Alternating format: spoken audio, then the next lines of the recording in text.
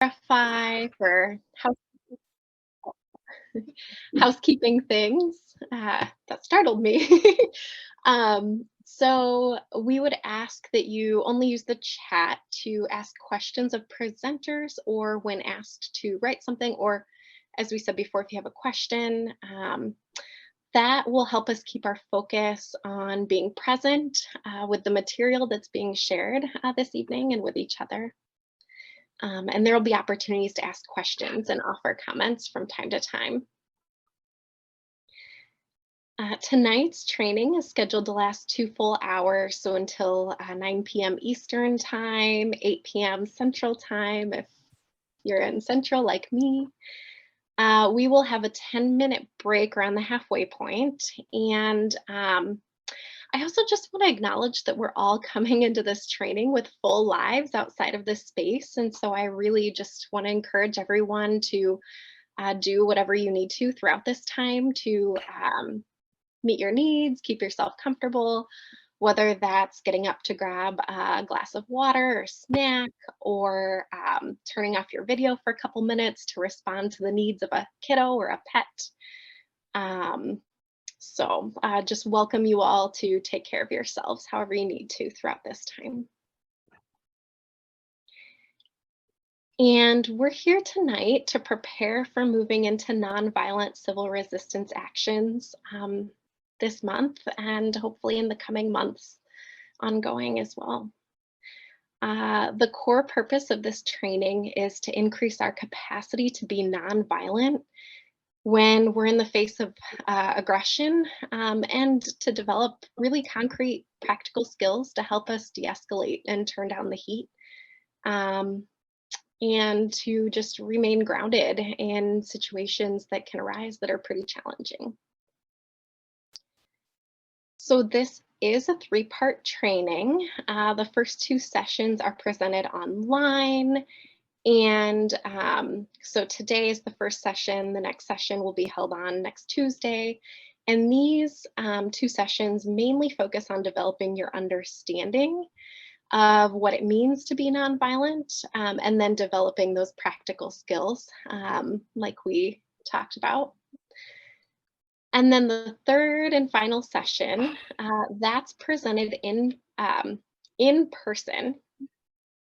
And that session will focus on applying the skills. So it's going to be like a lot of practice runs and applying those skills from the first 2 sessions. And just want to name that learning to be nonviolent while engaged in civil resistance takes time. So if you haven't heard the kinds of things that you expected to hear in these first two trainings, we really encourage you to give it a try, to go through all 3 sessions and give it a try for it to work for you.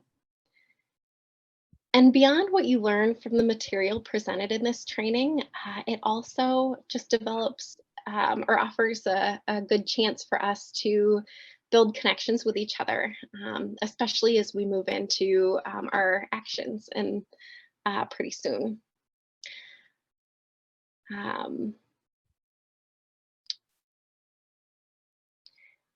And we don't all come to this training in the same place, nor should we. And deciding what kinds of risks to take and when to take them is a completely personal process. And so acknowledging that not everybody here will be taking the same roles and actions, and that's okay.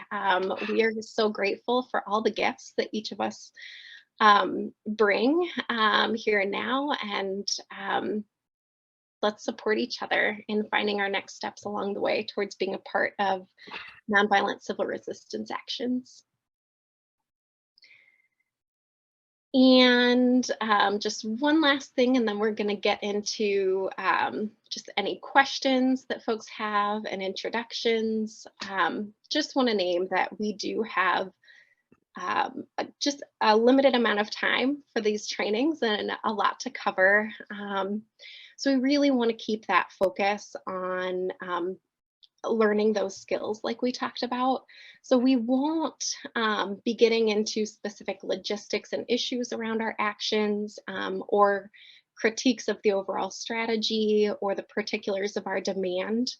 Tonight's training is really to stay focused on how to practice nonviolent civil resistance, but there are other opportunities, other sessions that Declare Emergency holds from time to time, where some of those other topics are discussed. And so if you have any interest in those, feel free to let us know. And I believe there will be some information that we'll provide to before the end of this meeting to those as well.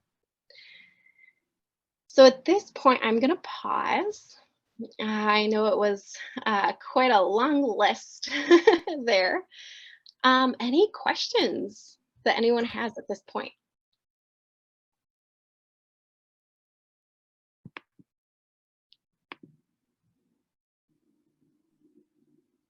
I'll jump in with a question. Curious about the phrasing of resistant versus disobedient, because I'm sure it was a conscious decision. I want to hear the thinking. That's a fantastic question, Joanna. I'm actually going to turn this over to some of my other co-facilitators who've been doing this for a very long time. Callie, go for it. Yeah, I think I'm probably the one that decided that because I wrote the script, but I mean, I didn't write the script, but I wrote some of the script. But yeah, I think I get that from probably XRUK way back, and probably from Roger Hallam, that that the active resistance has a kind of an active, right? So it's not just disobeying; it's also, resisting. That's why I liked it better, but other people use, potato, probably. Thanks for the question, Joanna. It's good to see you. Any other questions at this time? No? Okay, no worries. And if anything comes up later on, feel free to let us know. So at this point, we are just going to take some time to introduce ourselves. And I think if we each want to take 1 to 2 minutes to share name, where you live, and what led you to come to this training. And I can go ahead and start. My name is Lauren Glass. I use she, they pronouns, and I currently reside on the traditional homelands of the Dakota Nation in Minnesota, specifically St. Paul, Minnesota. And what led me to come to this training? I have had a growing passion in climate justice, and living in the Twin Cities through the uprisings of 2020, just saw for myself the power and effectiveness of nonviolent civil resistance. And that really led me to want to learn more, and combining my passion with wanting to learn that skill set and take part myself in that way led me to Declare Emergency, and here I am. So that's my story, and I'm happy to turn it over to maybe Lindsay or Joanna. Would one of you like to go next? Sure, I could go. My name is Lindsay. I use she, her pronouns. I am in Arlington, Virginia, and just saw one of y'all's flyers on like a lamppost or something.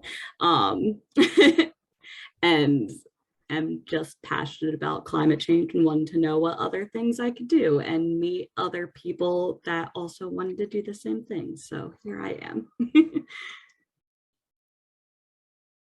Thanks, Lindsay. It's so wonderful to meet you and have you here. Yeah, me too. Yeah. Joanna, would you want to go next? Hi, all. I'm Joanna. I live in Brooklyn, and I'm currently in Connecticut. I use she, her pronouns. And I found out about Declare Emergency a couple of years ago from friends in XR, and I've been watching your doings, and this is a good time for me to get involved. I've visited your area out in the Twin Cities for some Line 3 action when we were all invited out there.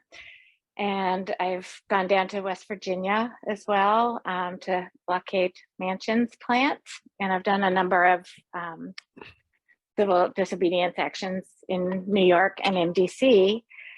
And I am at my wit's end with what is going on politically, particularly around Willow and about the way the IRA is being spent and the way our banks are not listening to the scientists and ceasing their investments. And I have a laundry list, and I find that taking some direct action now and then makes me feel like people power will save us. So that's why I'm looking forward to doing something with you guys. And I'll hand it over to whoever wants to jump in.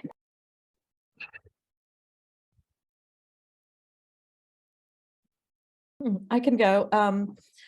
I am Holly, and I could pretty much just go with what Joanna said, because I too live in Brooklyn.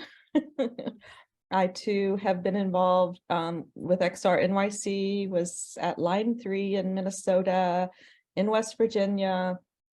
I've been working with Declare Emergency since last year, October. I did an action with Declare.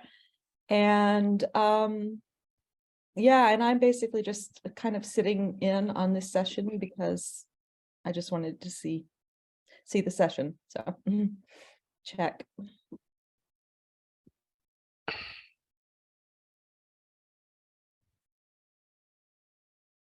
I'll go ahead. Just to say, is Alex still here? Alex had checked in, but looks like check that again. So hopefully Alex will find her way back. Yeah, get her again. So just by way of check-in, Callie, Justice, and I think about why I'm here. You know, we talk about this a lot because we do these check-ins a lot. And at first I was talking about, you know, my grandson and my son, and then for a while I was talking about the global South and, you know, just how much responsibility I feel that we bear about what the hell is raining down on them already. And then I was driving out to pick up my grandson who lives out in the country, and I drove over this really big lake, and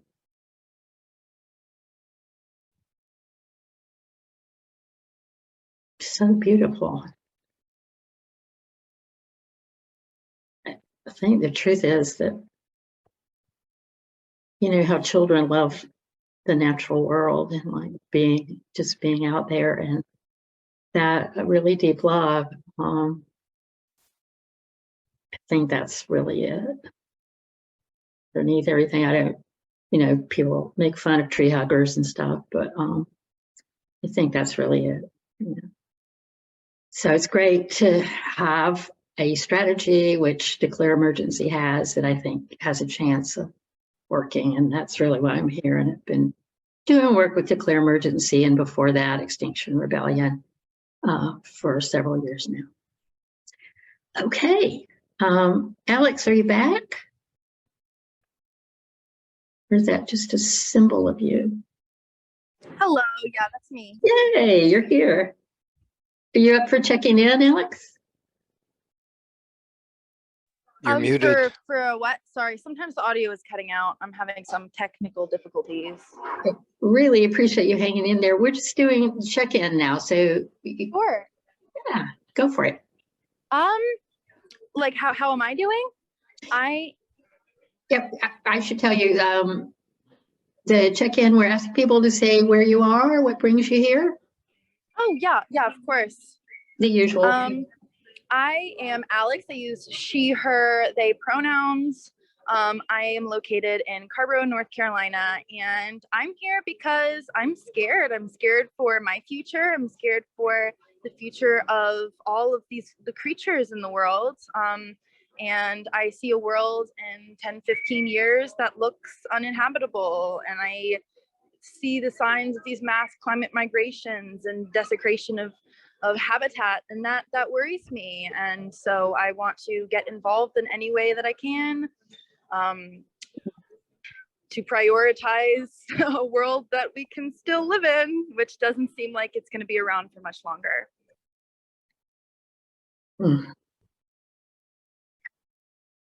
Thanks, Alex. Yeah.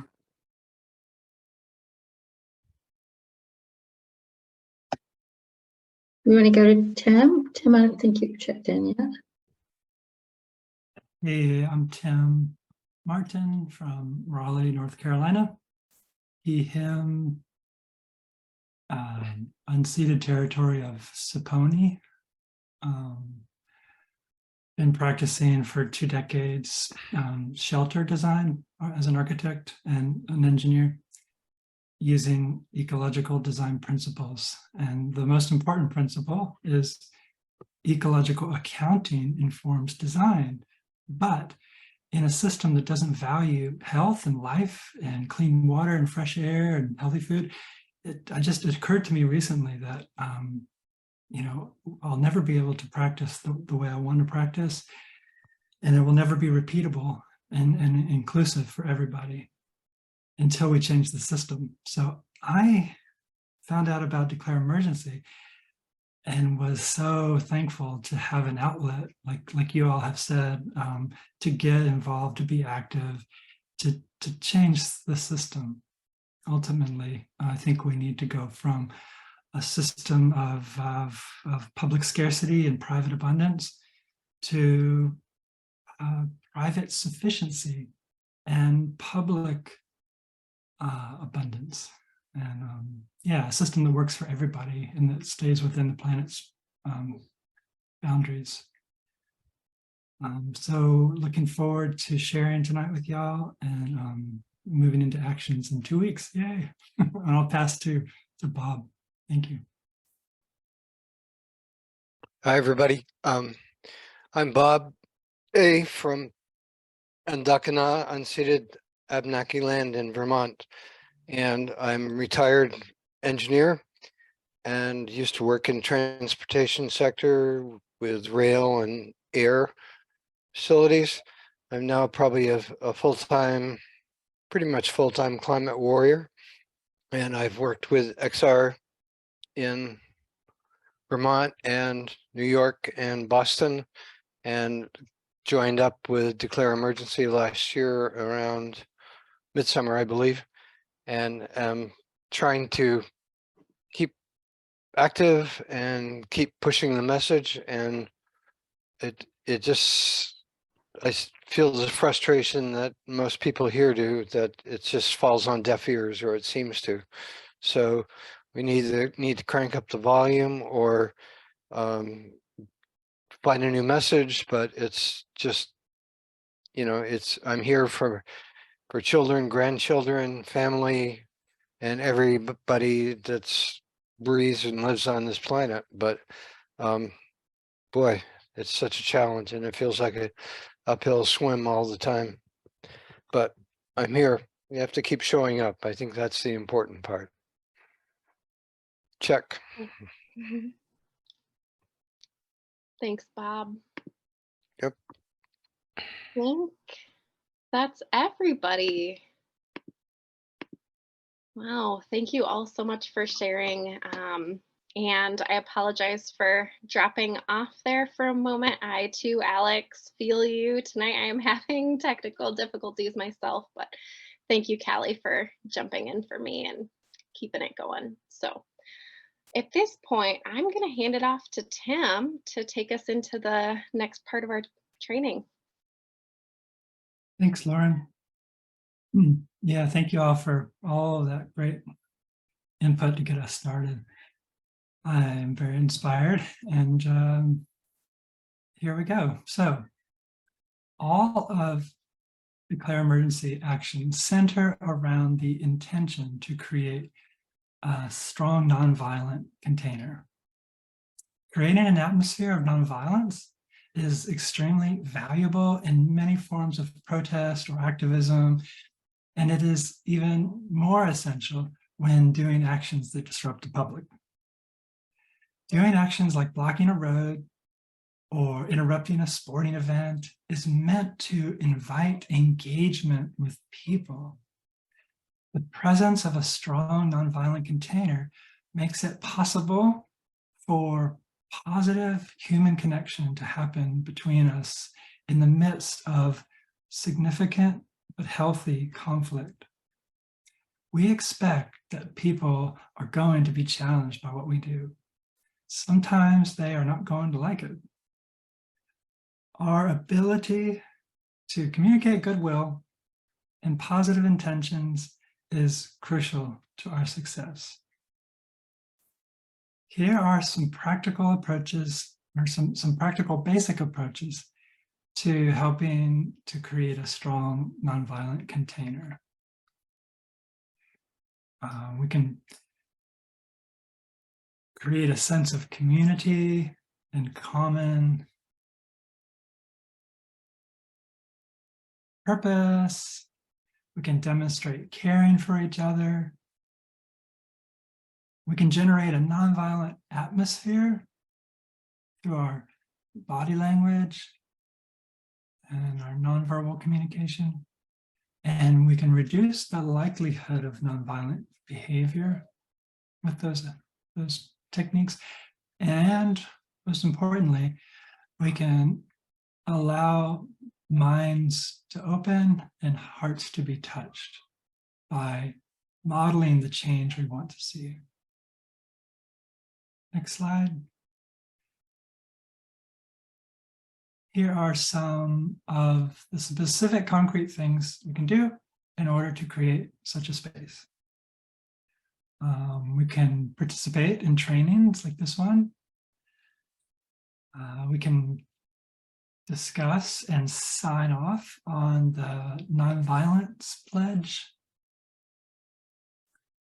We can use low voices and speak slowly and have calm movement.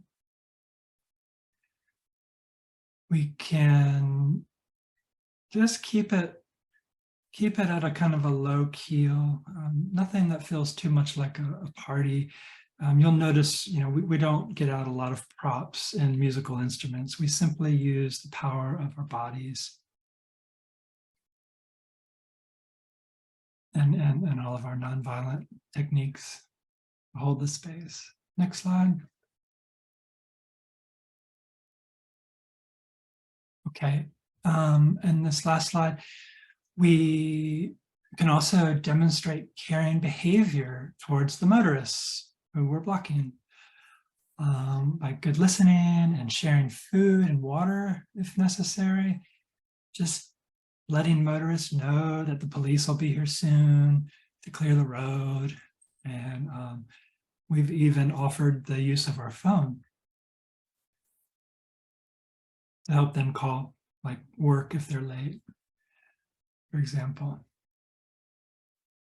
We can demonstrate caring behavior to each other on the team, depending on the conditions and the time of day. We might share food and water. We take care of each other, whatever we need, sharing clothing, or yeah. And there'll be support folks on the side who can help us with that. We can tell people when appropriate that we're nonviolent. Hey, no need to go there. We can go floppy when arrested and just make every action count, which we'll be practicing in the next training sessions tonight. So we'll be going more deeply into many of these methods for creating a nonviolent container throughout the 3 sessions. And next, we're going to do an activity to help us look at where we are right now as we think of moving into civil resistance actions. But before we start, please set yourself up for success by finding something to write down a note or two on some paper, or use your phone, like get out your note app in your phone or something, because we're just going to write down some responses to some prompts that are coming up here.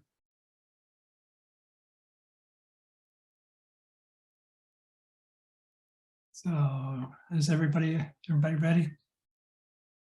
Alex, I can't see you. Are you ready? Yes. Okay, great.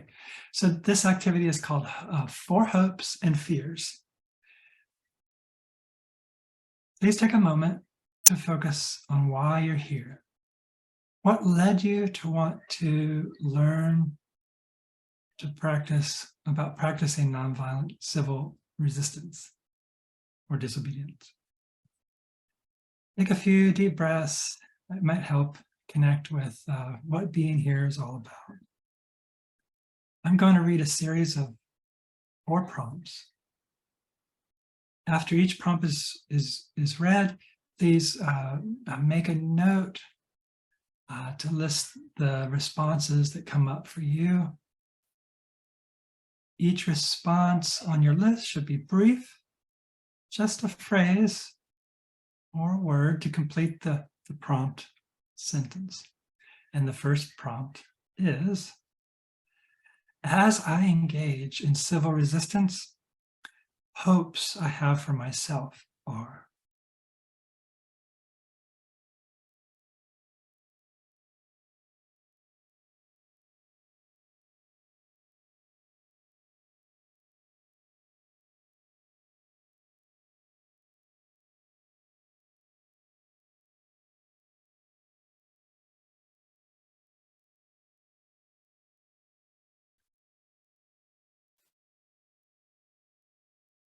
All right. I'm going to read a series of, well, sorry, the next prompt is going to ask for the group, and this group could refer to the folks that you're going to be in action with, or any group really that is important to you. Could be friends or family or community, or just like humanity at large. And the prompt is, as I engage in civil resistance, hopes I have for the group are.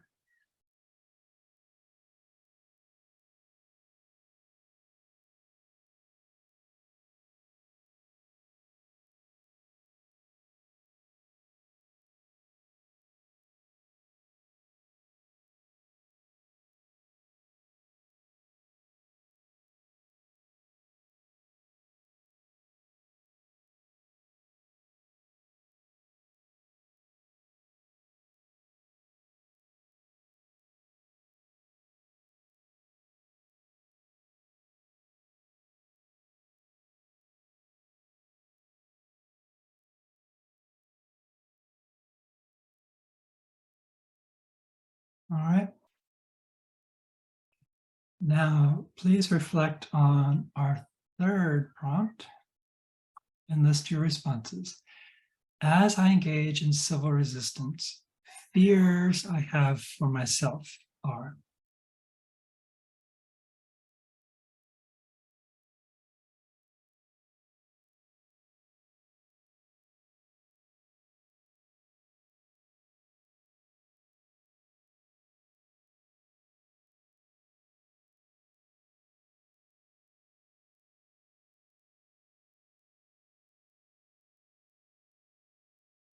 Moving on now to the fourth and final prompt.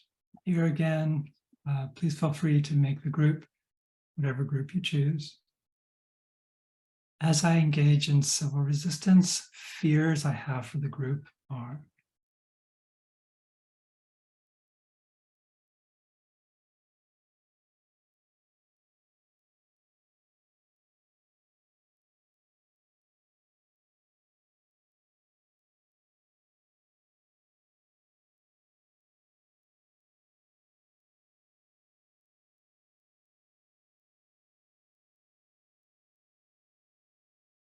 Okay. So next, just please look back at the list of responses you made to the first prompt, hopes for yourself, and choose one or two of them to share with the group.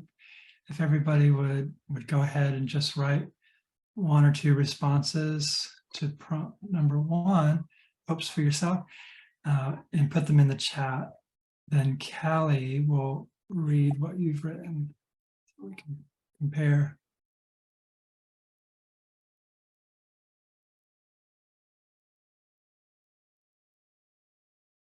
Be good to hear. Yeah, we'll just give people a minute to do that. Yeah.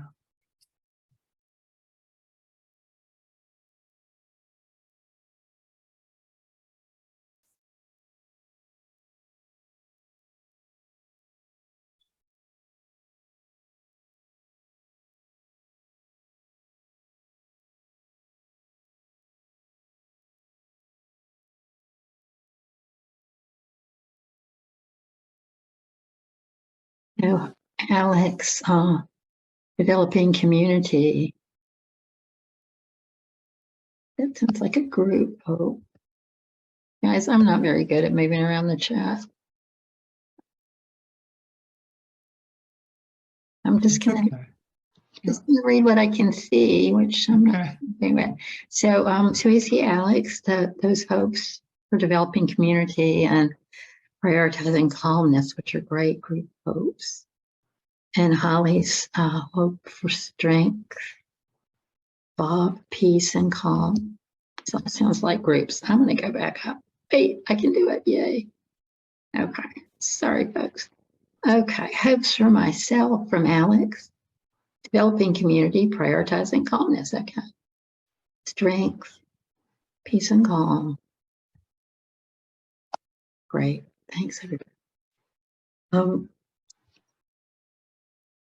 And be brave. And I'll be brave. That's some hopes for ourselves. Did I miss anything somebody else wrote? And if so, please go ahead and say it.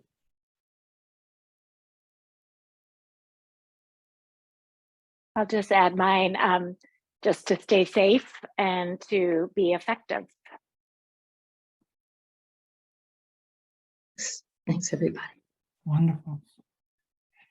Okay, so go ahead and put in your hopes for the group next into the chat, please.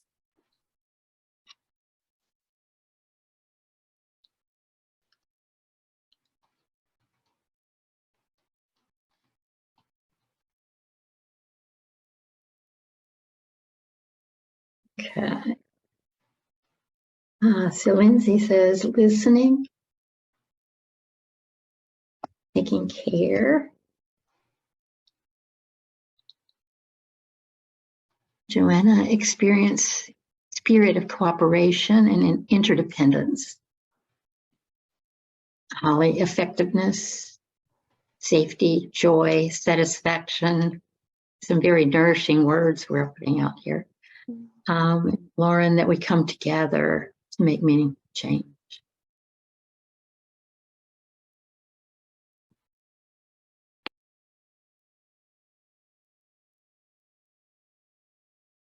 Thanks, everybody.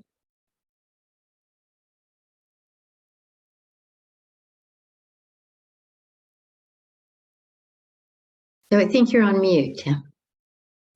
Oh, thanks. The next one would be fears for self. In the chat, please.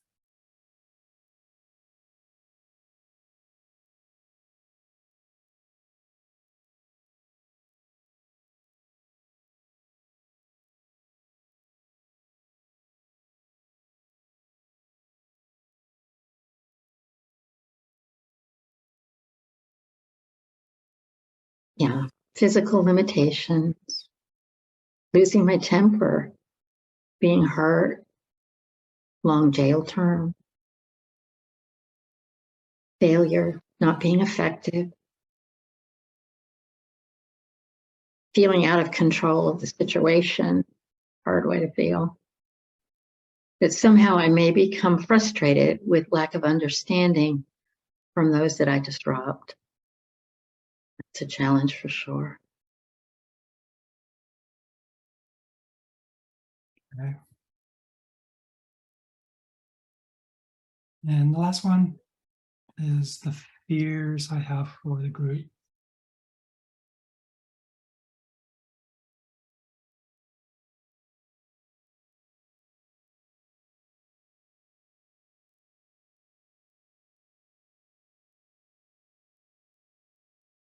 Poor communication, uneven risk tolerance. It's an interesting. That we become discouraged. Physical attacks from others, loss of motivation. Yeah, that both internal and external. That we work so hard and can barely see a result. For sure, sure.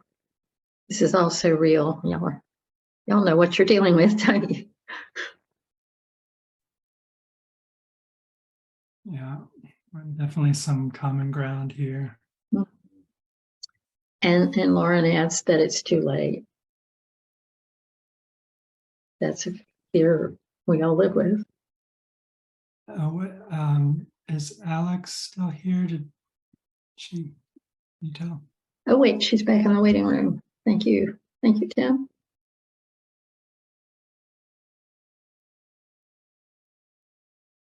Okay. No. She's connecting.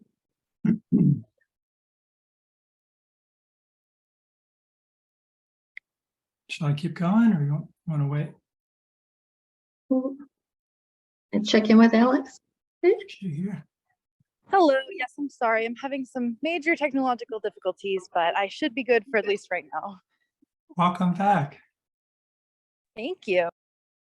We were just putting some of the hopes and fears responses in the chat. I don't know if you can see the chat, but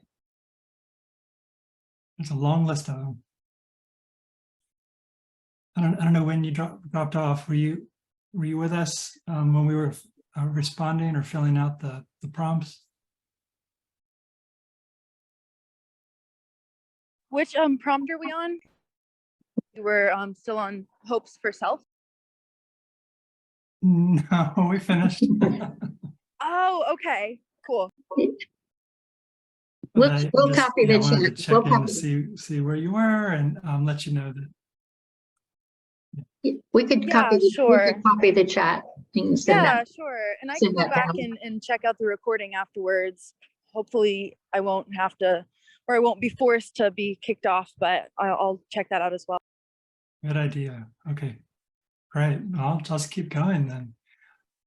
So I think our hopes are great sources of strength and courage to guide and inspire us as we act.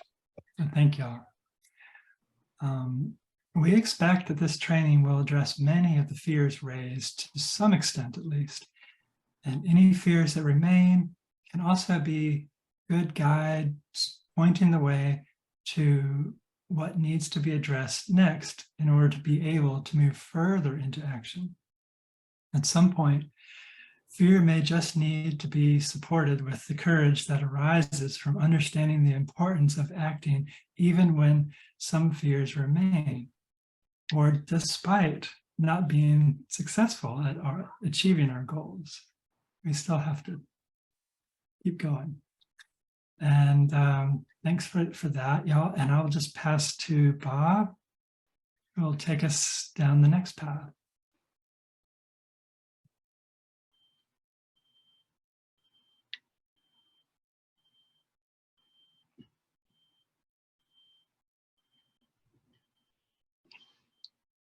Bob, you're muted. Yeah, I'm back. I'm sorry. I had to put on a couple lights around here. Look like I'm glowing in the dark, but it's probably not a bad feature, I suppose. Anyway, I guess I'm up.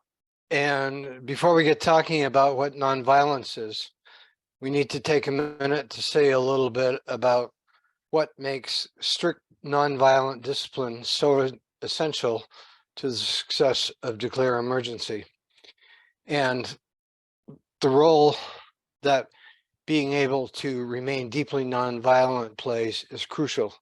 Without it, everything else crumbles. So some of the core elements of nonviolence are that it's non-harming, that it moves beyond blame and judgment to seek to understand the position and perspective of the other. It involves truth-telling from a place of courage, compassion, and love. And this was from Gandhi. There is an awareness of the shared humanity of each person that we encounter. There is a self-connection or inner peace. Nonviolent actions have important practical advantages over those that include any level of violence.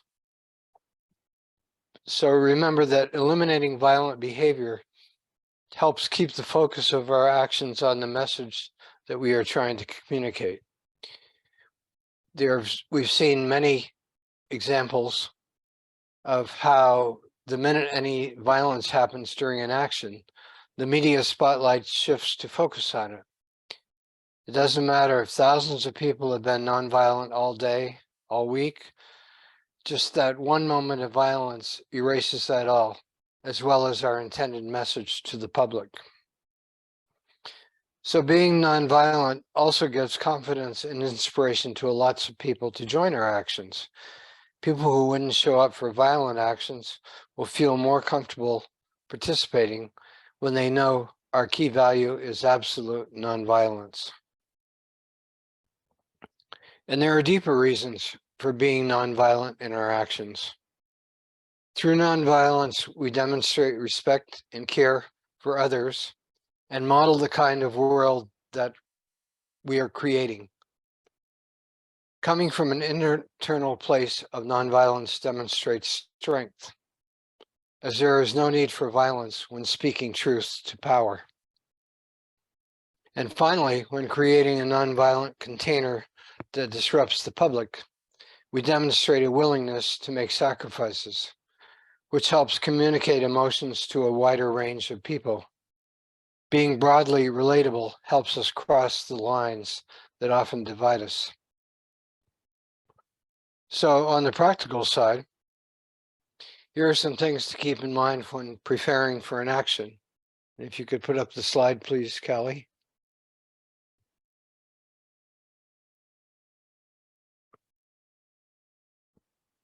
So, cautions. Don't wear jewelry, especially earrings. Don't wear scarves or ties. Don't wear your hair in a ponytail or any style that it might invite grabbing. And don't wear protective body armor. The first three you can see are ways to avoid being grabbed and slung.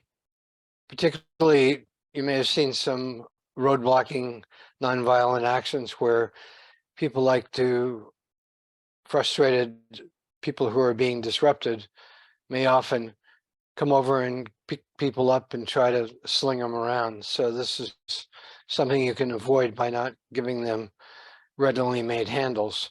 And of course, if they grab hold of your earrings, it's going to be very painful at the same time. If you wear protective body armor, that sets you up for looking for violence or expecting violence.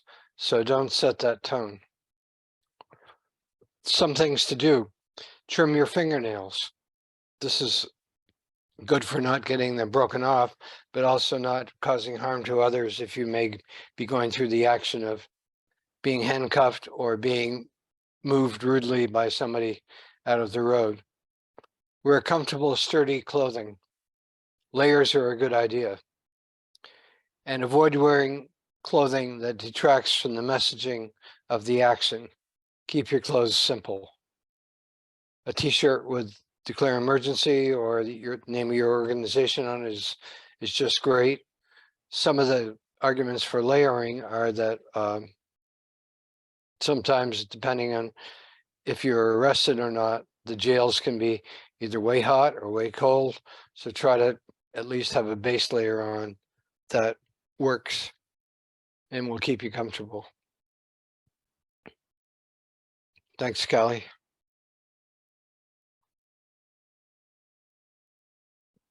So are there any questions about what we've talked about so far on nonviolence and the nuts and bolts of it?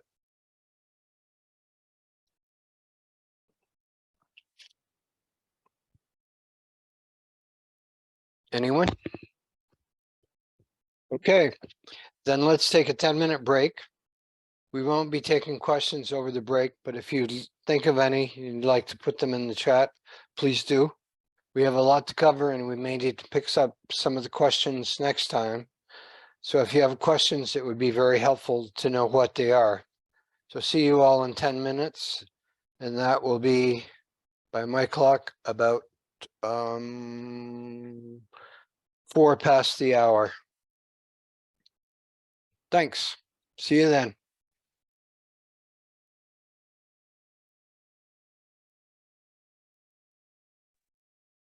Welcome back. I don't know if you can hear this. There's a women's soccer game going on just outside my back. I overlook a sports field for the high school next door. Can y'all hear them? A lot of shouting going on. Especially when someone scores. You know how that is. We'll have to bear through it, I guess.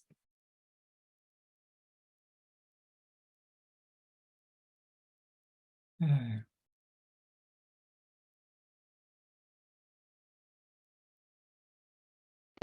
We'll just have to pretend they're cheering for us. I like it.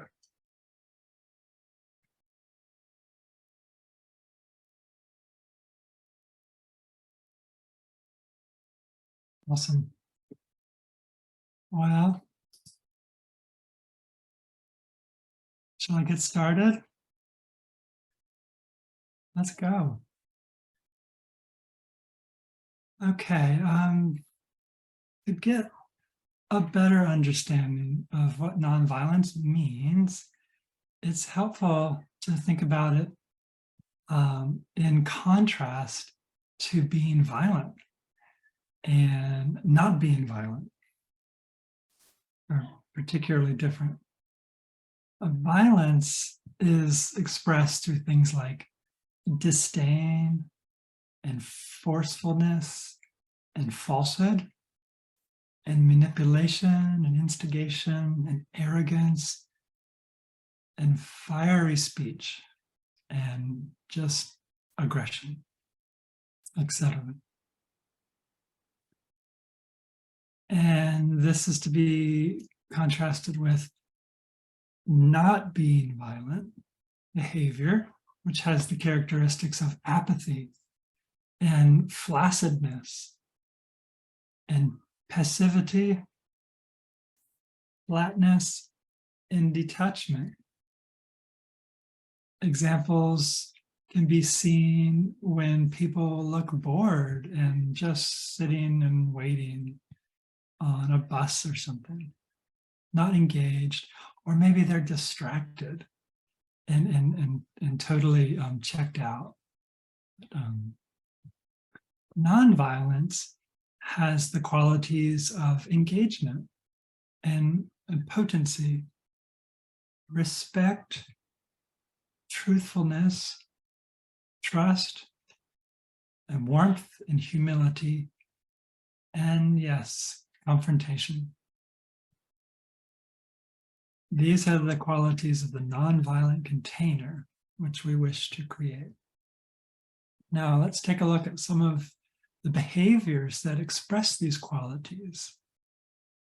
Someone who demonstrates violence will do things like ridiculing, debating, ignoring, pushing, touching someone or their car,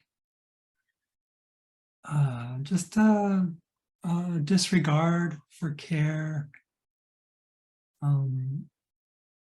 Yeah, denying, disavowing, shouting, running, defending.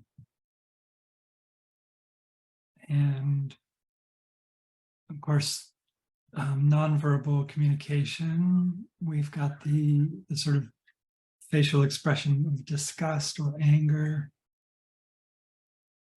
But also making light of the situation when, given the situation of people being disruptive, can feel really disrespectful and falls in the violence category. Yeah, having too much fun. I want to avoid all these behaviors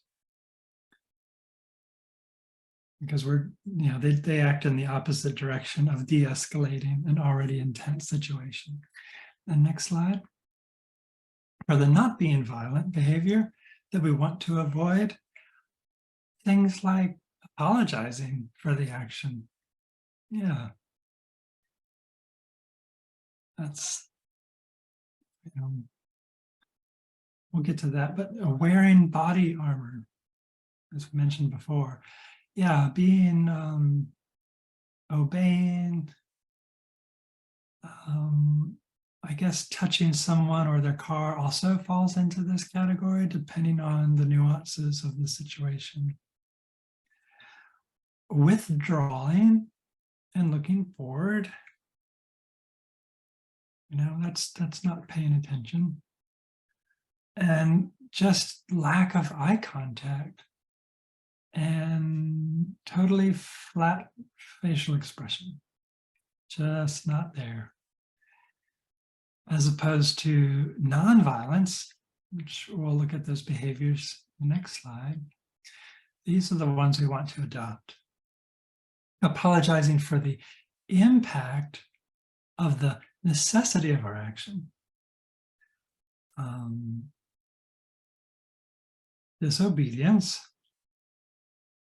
as it's appropriate and proportionate to the problem. Using glue and lock-ons, which extends our disobedient action. Skillful humor is there is a good way to do that. Protecting and being in different defensive postures. Confronting. Withdrawing to protect.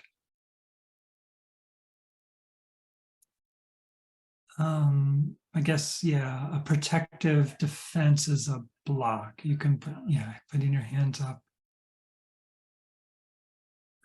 Just purely on the defense, I guess. And then engaging, with eye contact, not too much, not too little, just we'll find a balance. We'll work on ways to find a balance of that humor and engaging, connecting with people. It's interesting. Appropriate and authentic facial expression. Can't stress that enough, and we will be practicing that in our role playing in the next sessions. Demonstrating care or concern, showing respect and honesty. Okay.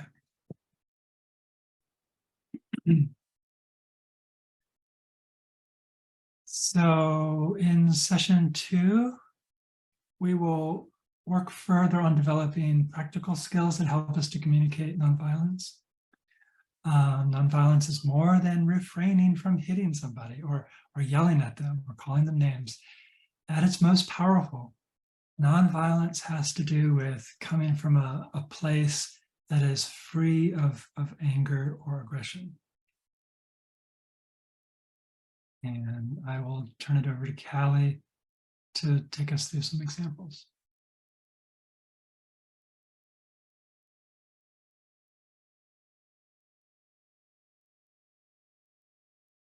Callie, you're muted.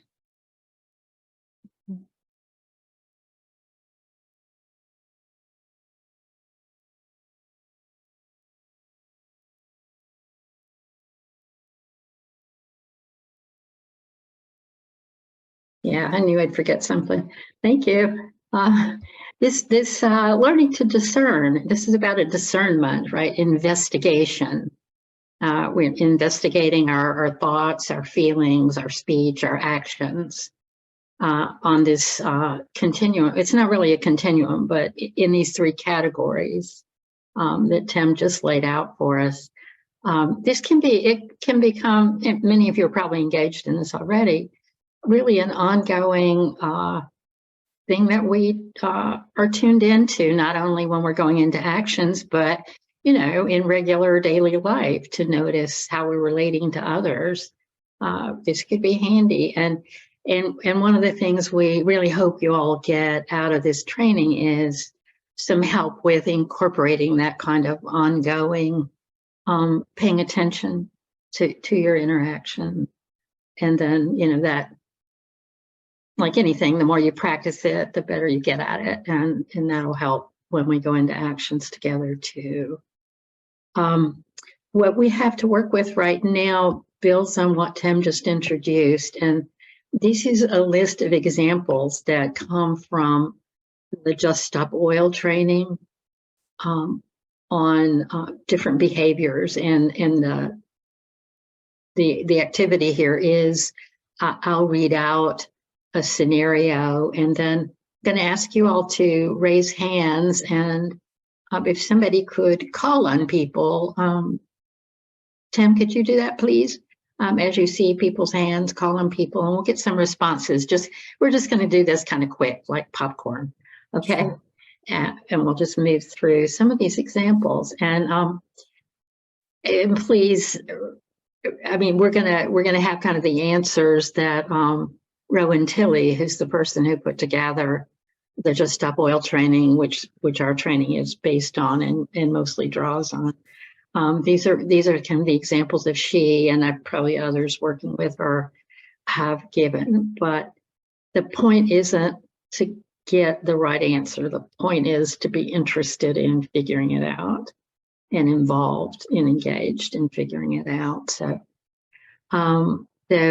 let's have a go with this. And if you have any questions as we go along, you can raise your hand for that too. And Tim will let me know, and we'll stop to hear your questions. So let's look at the first example that they share. And this is examining being in a road blocking situation, sitting down all peaceful and nonviolent in a line there across the road. And the police come and tell the road blockers to move, and they all do. Okay. So does this seem more like nonviolence, violence, or not being violent? Anybody want to pop up with a off the top of your head response to that?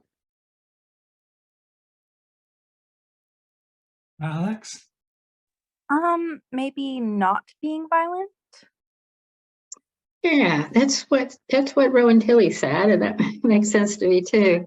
Yeah, it has that that following orders, passivity kind of thing to it, and it's not got that quality of nonviolence, of the speaking truth to power, and and standing for what we're there for. Yeah. Yeah, the Just Stop Oil script goes on to say that as humans, most of us are hardwired to be obedient. There's research on that. This is how we evolved through, they say, our tribal history. We need to be obedient to the tribe because to get thrown out meant death. So that's some powerful conditioning. nonviolence is challenging obedience in situations that don't serve the tribe, the group. We might be a little more careful about that tribe language now, but that's what they used. Next example is the police tell rebels to move. Almost everyone remains seated. A couple of the de-escalators get up and move towards the drivers who are blocked to explain to them what's happening.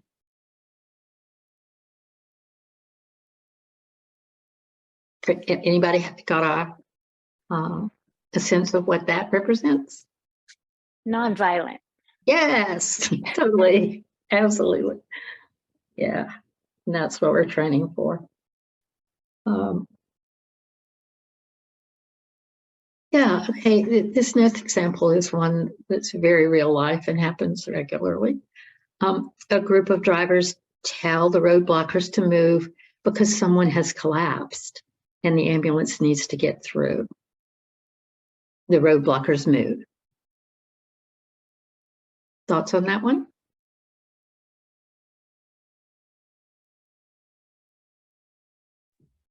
Also nonviolent.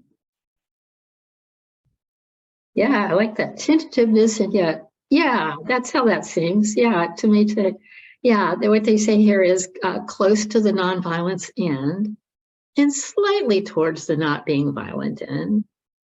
Driver might be lying, but you give them the benefit of the doubt to avoid the violence of being wrong about it. So.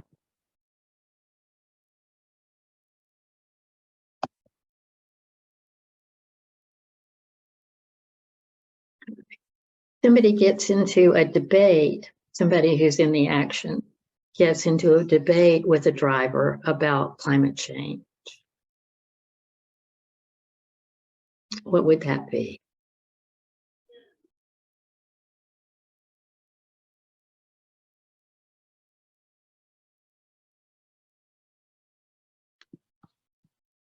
Any opinions? That's all we've got, is our opinions, right? Not being violent. Would you like to say a little more, or would you be willing to say a little more about that? I'm not.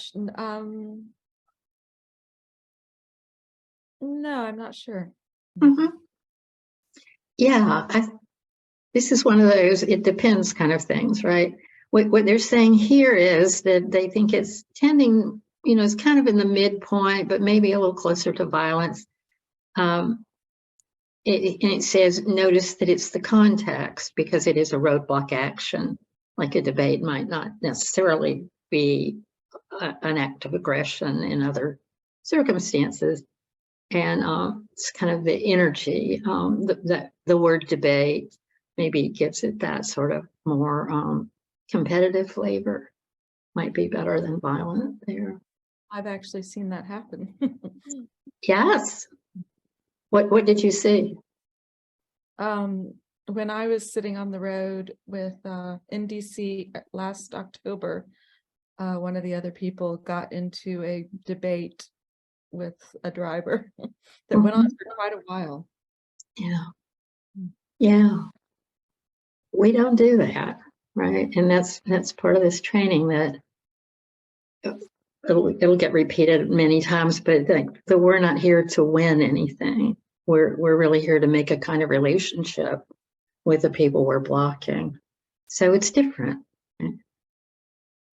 Not to say bad or good or right or wrong, but what we're doing is different than that. Yeah, and then the next example is the same as above, but the debate gets really heated. And their comment is, yeah, this is moving closer to violence here from this perspective. On the other hand, the next example is apologizing for your actions to the public, to the police, in court. And as Tim mentioned earlier, yeah, this is submissive, an admission to guilt, and once made, the logical trajectory of the situation means that you're giving up, right? It means you have to give up the ground, either the literal physical ground, and also really the demand. You're not standing. This is my opinion now. You're not standing for the demand at that point. You're no longer saying that truth to power that this is so important, that we're justified in doing something as drastic and difficult as what we're doing. So, yeah. And then the alternative is, as Tim also mentioned, saying you're sorry that the driver's been caught up in this situation. And that's a whole different thing. And that's very congruent with not being violent, with really being empathic, which is something we'll get into in session 2, expressing empathy for the people who are being having a hard time because of what we're doing. That's important.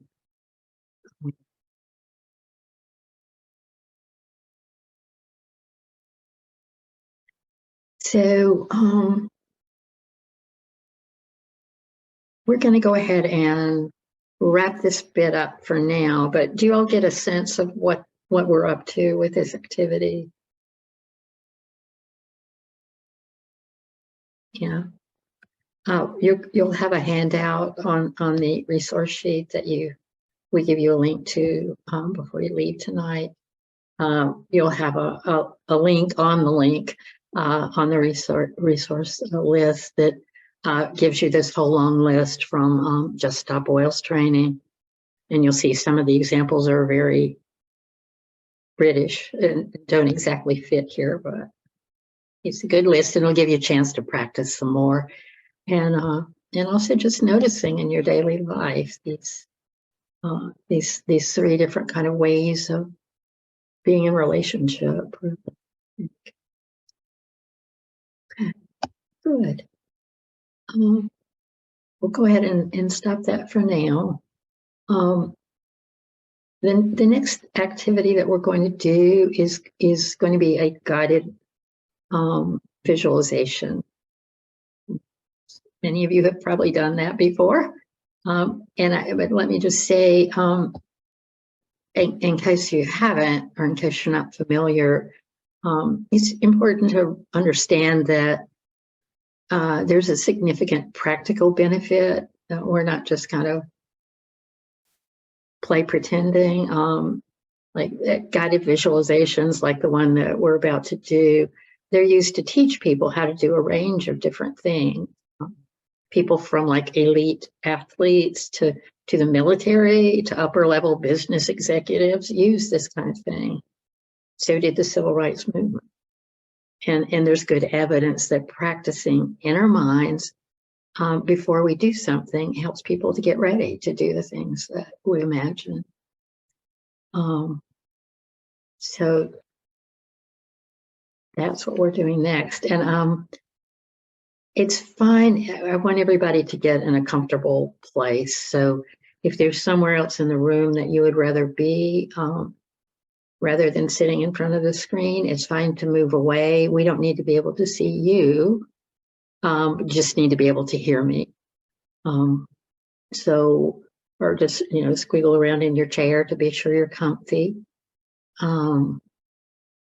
If you think you might get cool, this is going to last maybe 15, possibly 20 minutes. So being still for a while like this can get cool. You might want to get some kind of covering, a wrap. Okay.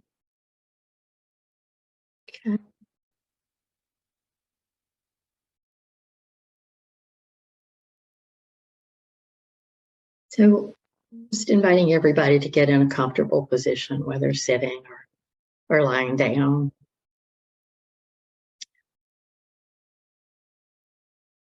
And then when you're ready, you can go ahead and close your eyes or just focus your gaze downward if you'd rather do that. And focus on the really easy, natural movement of the breath. Breath is something we just do. It doesn't take a conscious effort, but you can notice that it's happening. Breath is happening. It's moving in and out like waves on the shore. Take a few minutes to just be there with the breath.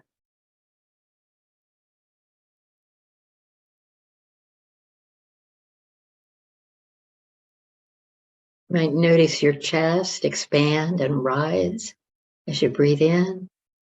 And you may feel this in your stomach also. And then also empty, fall with the out breath.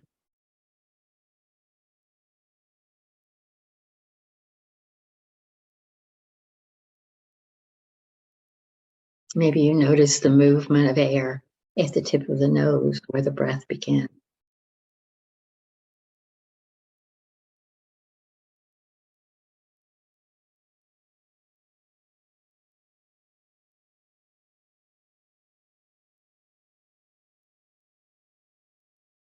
As you breathe in, feel the positivity, the energy and warmth entering your body through your breath. And feel that energy spread through your body after every in-breath.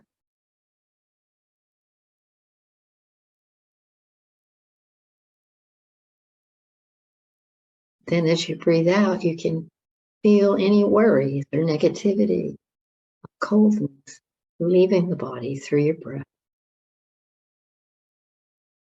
And then the body's more open to receiving more energy and warmth through the next in-breath.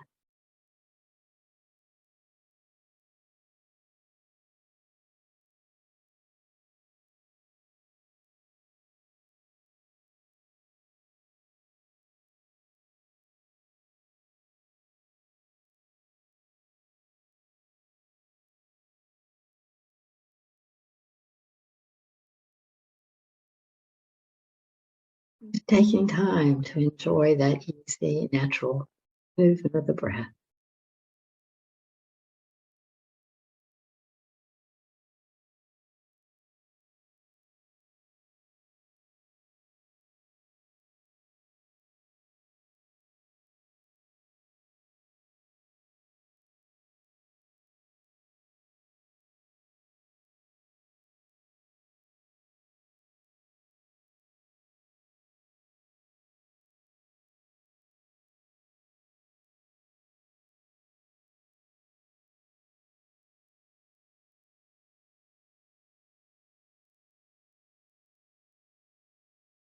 Okay.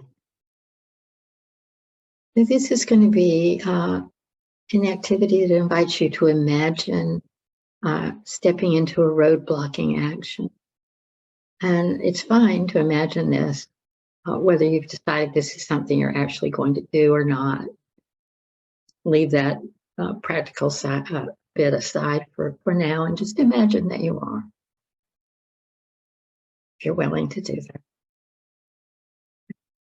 So what we're going to do is we're going to explore and identify some feelings that may arise as you contemplate stepping up to take this action. If your feelings become too overwhelming at any point, it's fine to bring yourself back to focus on your breath, or even just stepping out altogether if you need to do that. That's fine. You can open your eyes and remind yourself where you are in a safe, supported space. Then when you're ready, you can return to the activity. Okay, so we begin with imagining that this is the day of your first action with declare emergency, which is blocking a road. You're there standing alongside the road with your team, about to enter the road. Take a moment to pause and observe what's around you. The people who are there, ready to step into action with you.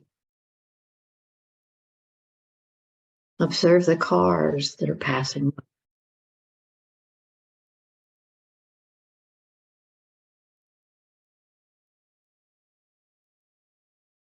Take a moment to notice the feeling of the air on your arms and face, the whoosh of the traffic,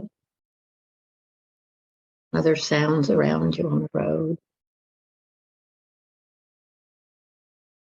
the smell.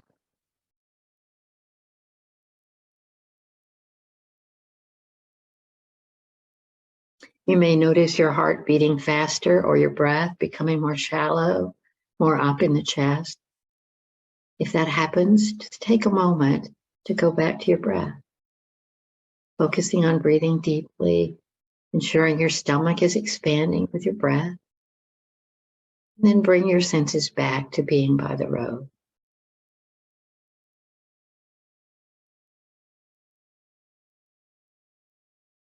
Now the de-escalators have slowed the traffic and you're walking into the road with your team.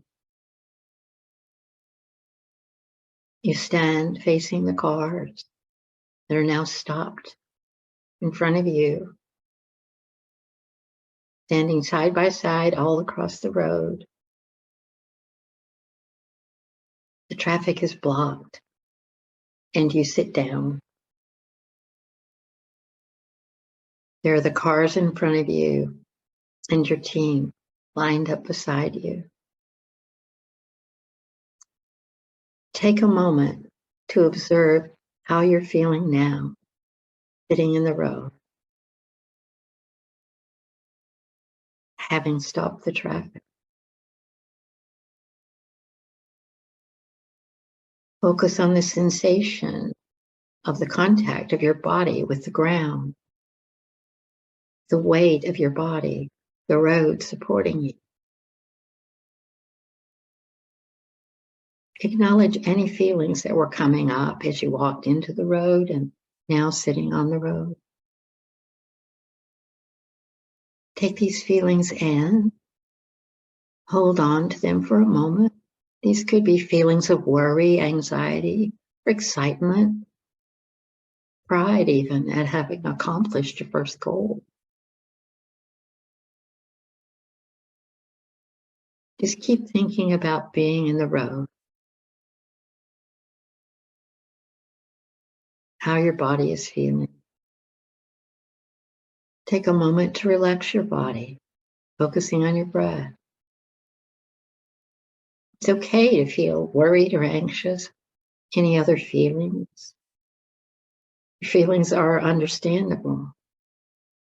Just want to notice them. They start to become too strong. You might try placing one hand on your stomach and one hand on your heart. That can be a very soothing thing to do. And then make sure you're breathing deeply.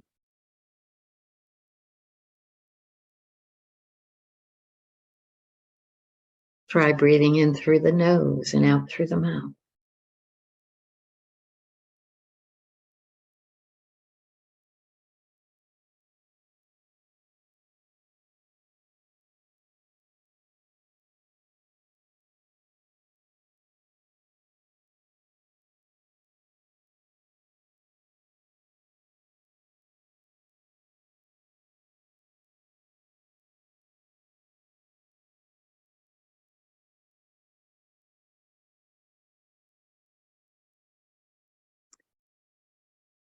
Now visualize lying down later that day in a police cell on the cool, thin mattress or on the hard, cool cement. Your eyes closed. The first day is over. Acknowledge any feelings that may be arising now. Stay with those feelings. Focus on how your body feels that moment.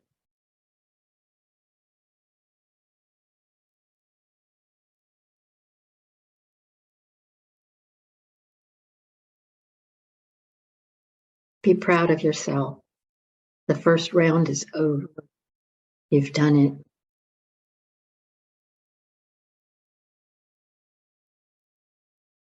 And then when you're released, you're met by your friends from the jail support team.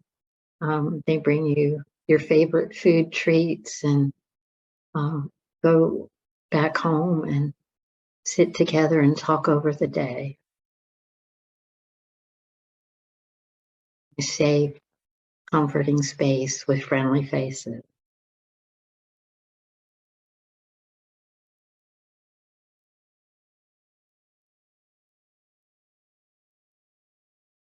And again, bring your attention back to the breath. As you inhale, breathe in strength and courage. As you exhale, breathe out the challenging feelings you just came across and let go of these feelings.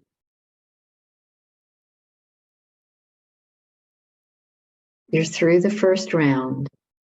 There is more to come, but you've done it. You have the strength to continue. You can go out again.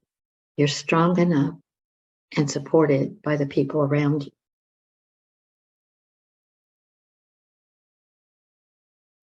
Remember that you're stepping up at this time because it's the right thing to do. Remember why you're doing it. You have your own personal, important, justified reason. Spend a moment with them now.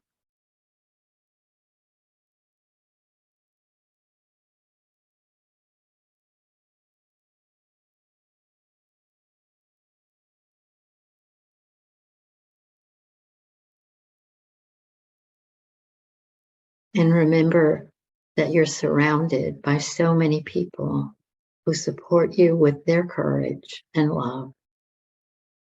You're not facing this alone. You're stepping up with a wonderful community of human beings who are all doing what's necessary at this time.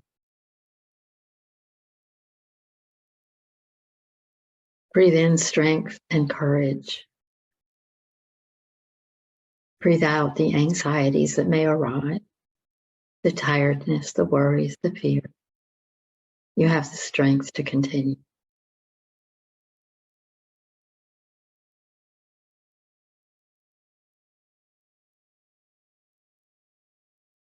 So just take a moment before we close the guided activity to reflect back.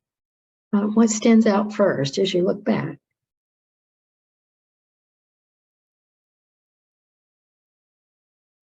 Are there moments that were especially hard?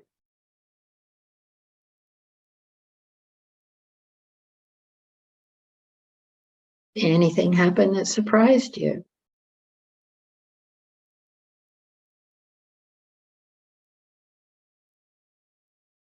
Were there points in the guiding where you felt the need to step back or distance in some way from what you were experiencing? Just scan to see what occurred.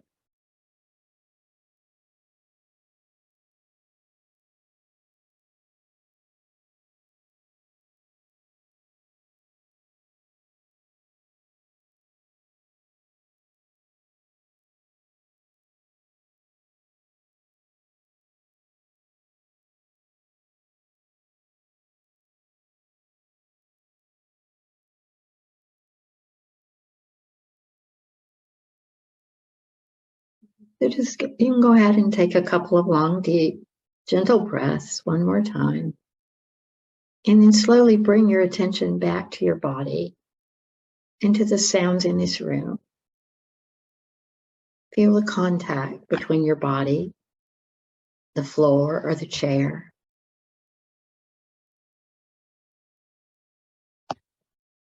Just opening your eyes and maybe squiggling around a little bit to kind of reorient. We'll come back together. Check in with each other about what you just experienced. Before I pass it over to Lauren, I did want to, I think we have a minute here. You all just got guided through something pretty, it's meant to evoke feelings and work with feelings. And I'm wanting to check in, since we do have a minute, ask if anybody be willing to share anything about what you just experienced.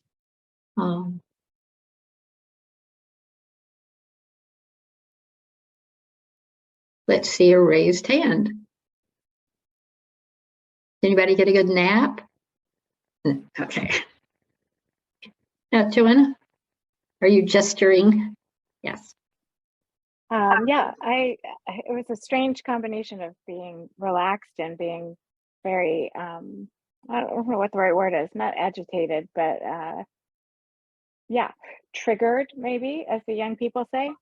And that is because I do a lot of work in New York around street safety, around trying to make sure that people walking and on bikes are safe amidst all these vehicles. And I see that road blocking is a very, a targeted way of getting a lot of people's attention, because it's such a critical way that everyone gets around, which is one of the great tragedies of our civilization as it currently is. But at the same time, I'm like actually scared of the vehicles themselves. So it brought up a lot for me. And I would love to hear more about that as a strategy. You know, I know that it's been done very successfully, both in DC and in New York. But I'm wondering about how many people have come to the group as a result of it, what, different feedback that people have gotten about it. Thanks. Yeah, all great stuff to talk about. I think what I want to just jump on right now is so great that you're tuned in to the feelings. And yeah, this particular guiding really was about, I was just appreciating it this time more than ever, actually. It really was about what it said it was about, which is like helping us find ways to work with those feelings. And it mainly focused on the breath. It focused on both guiding some particular ways to work with breath, but also grounding in the body. So those are two activities. One of the handouts that we're going to give you all to work with this week is a whole list of activities to help us learn how to calm and ground ourselves and work with those feelings. And to me, how successful our strategy is, in part depends on people's willingness to do that work. Like the first de-escalation we have to do is with ourselves, is another way to put that. So yeah, but the other questions you're asking are great questions.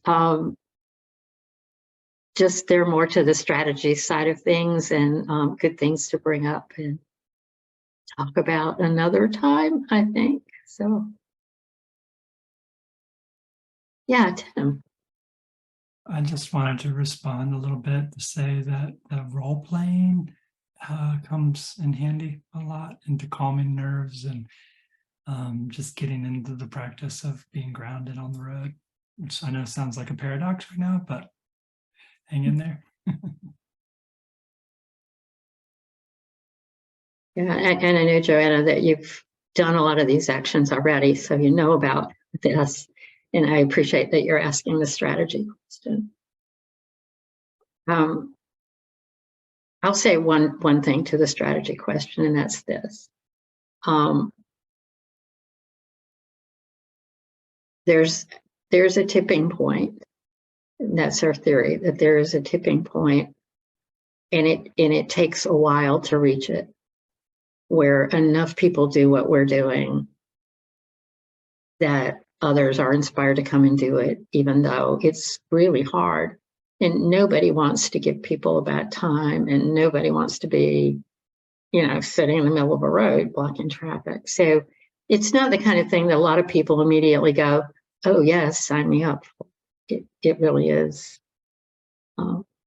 initially a really, I have to say, special group of people that are doing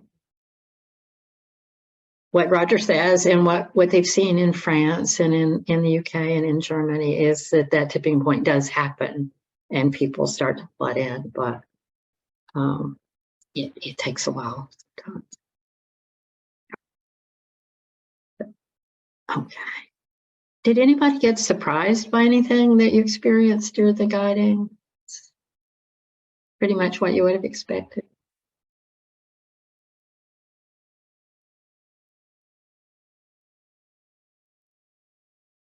And if you did and you want to share, just please raise your hand. Joanne, are you talking? Oh, okay. I thought you were like, okay. All right. Well, thanks everybody, and thank you for doing that work. It's work to imagine being in that situation, and that internal work really matters a lot. So thanks everyone for doing that. I'll turn it over to Lauren now.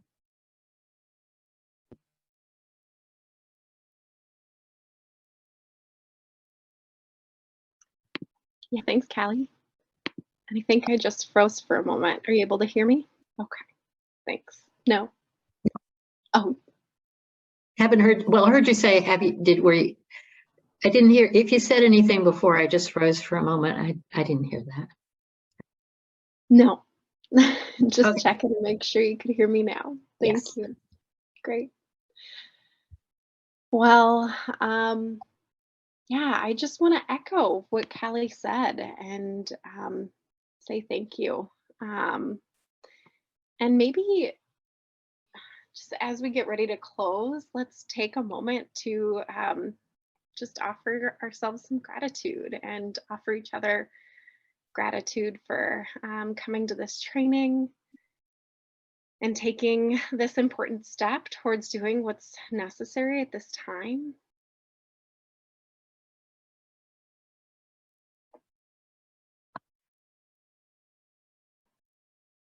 Yeah, thank you. So much of the work in this session has been internal. Like Callie said, the reflections on hopes and fears, the work to become attuned to the differences between violent, not violent, and non-violent actions, and participating in the guided reflection. All of these are really about developing those internal skills. And these skills and this work provide the foundation for the more external skills needed for nonviolent civil resistance. And that'll be the focus of sessions 2 and 3. So Callie has dropped a link in the chat. If you all want to take a moment to click on it, make sure that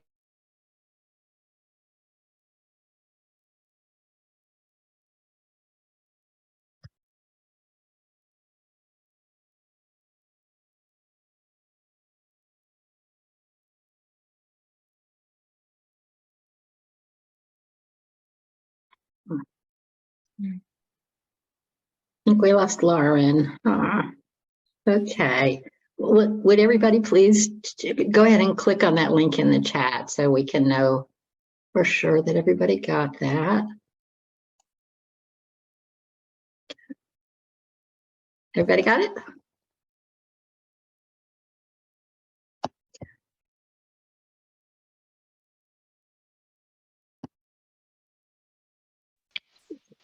So Lauren, are you back?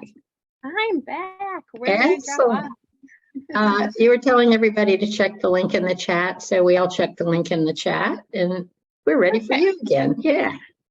Awesome. So everybody was able to get in, it sounds like. Yep, we're Great. good. Thanks, Callie. Yeah, so there are several things in this document that we'll ask you to work on between now and session 2.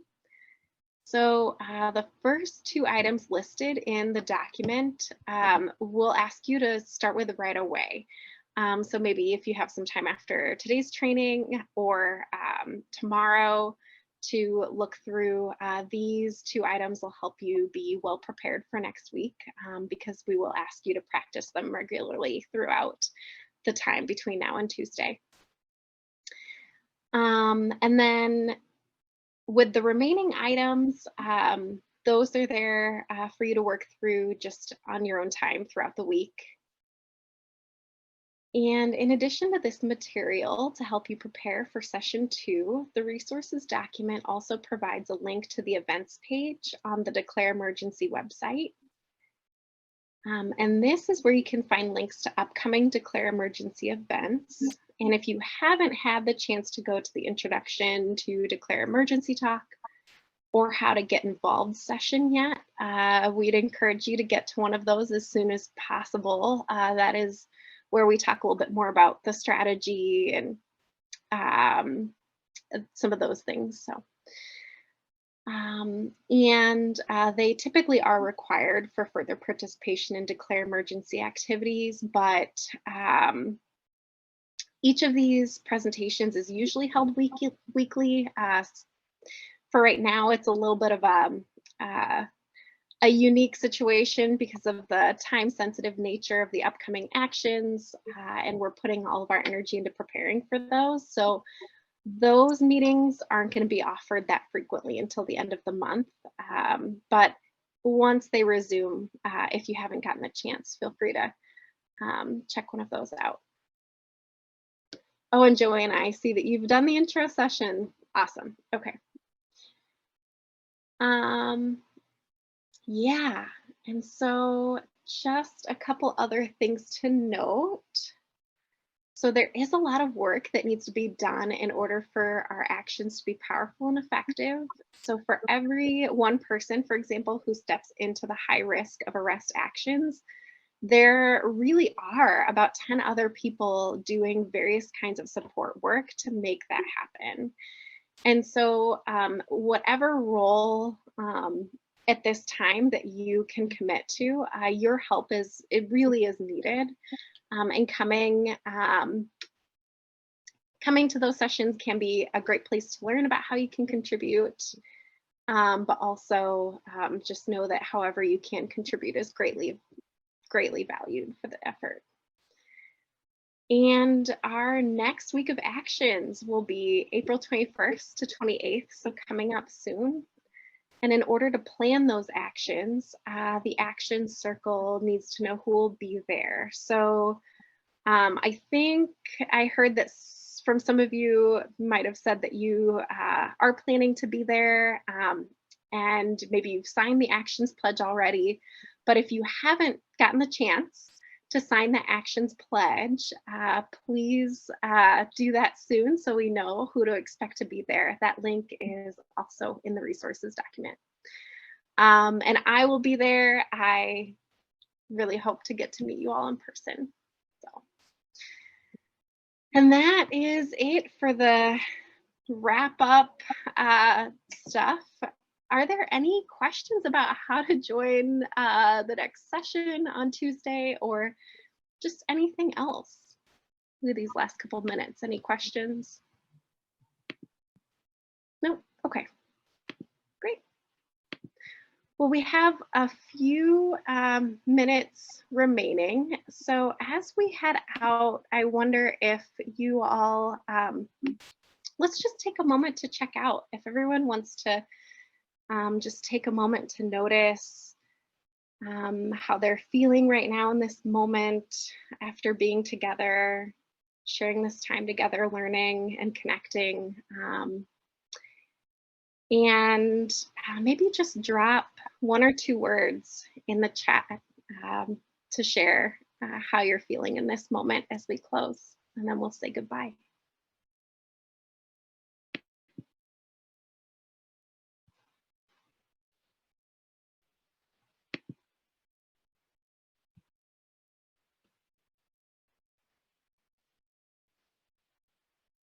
You see sleepy.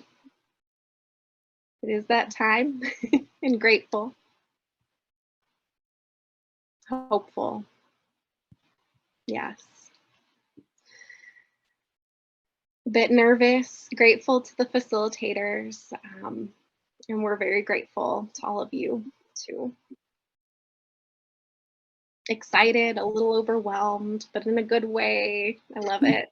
Positive reframing, yes. And on a mission of peace and solidarity. that resonates. Yeah. I think in this moment I'm feeling grateful, and a lot of just all of those other feelings really are resonating with me too. Well, thank you again, everyone. Take care, have a good evening, and see you all next Tuesday.